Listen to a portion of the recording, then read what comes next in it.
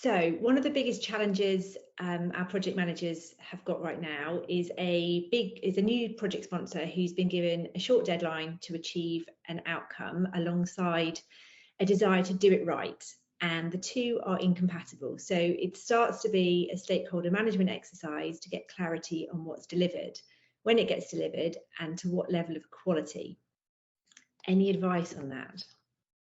Right. Yeah. Well, yes. So you've touched on here. I think I believe that sort of most project management issues boil down, as we discussed before, Nicola, boil down to like just a few things, and they just wear different clothing. And this is, to me, a time, cost, and quality issue. So at the centre of project management, you're constantly trying to balance time, cost, and quality. How your schedule's going against how your costs are performing against the level of quality or the amount of scope you're trying to deliver. And this is exactly that. So if I heard correctly, the sponsor's been given a short deadline and been told that it must be at a certain level of quality. So that's your time and your quality angles covered off. You can't touch them. That just leaves you cost. So the reasonable response to that is throw money at it. So if it has to be done by this time and it has to be done to this level of quality, you're going to be wanting to throw money, resources at it, because that's how you're going to get it over the line to that level of quality. And if they're unwilling to throw money at it, if it's just you've just got to get it done, as is so often the case in organizations, then what you're doing is, if you lock down time, cost, and quality, all you're doing is increasing the risk then that the project cannot achieve, so that the project will be successful. So as a PM in that situation, you've got sort of a couple of approaches. You can go after the cost, go after the additional resources that you might need to deliver within that time frame. You can call out the fact that we'll do it on a sort of best endeavours, but by locking down those things, all you're doing is setting us up for failure. So there's a big chance now that the project won't deliver.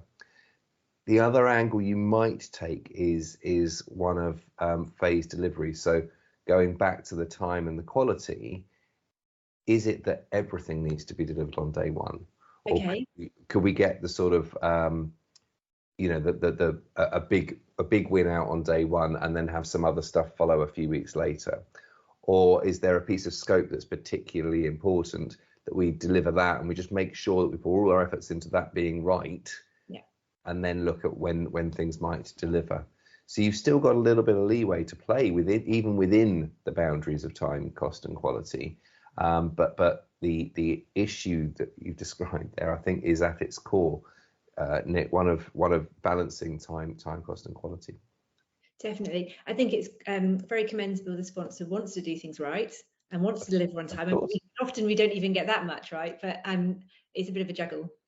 Yeah, and I think there's a difference between wanting to do things right. We should always want to do things right. Yeah, so we always want to deliver properly, but that's ever so slightly different from delivering to a high level of quality or delivering a lot of stuff. Having a huge scope. You could always look at that and go, does it need to be there in order to satisfy the conditions of delivery? Yeah, however we get there, we'll do it right. But if they are genuinely enthused about this must be done properly, then do the project management properly as well, and make sure that you're allowing people to plan properly and actually not just come up with unrealistic timescales based.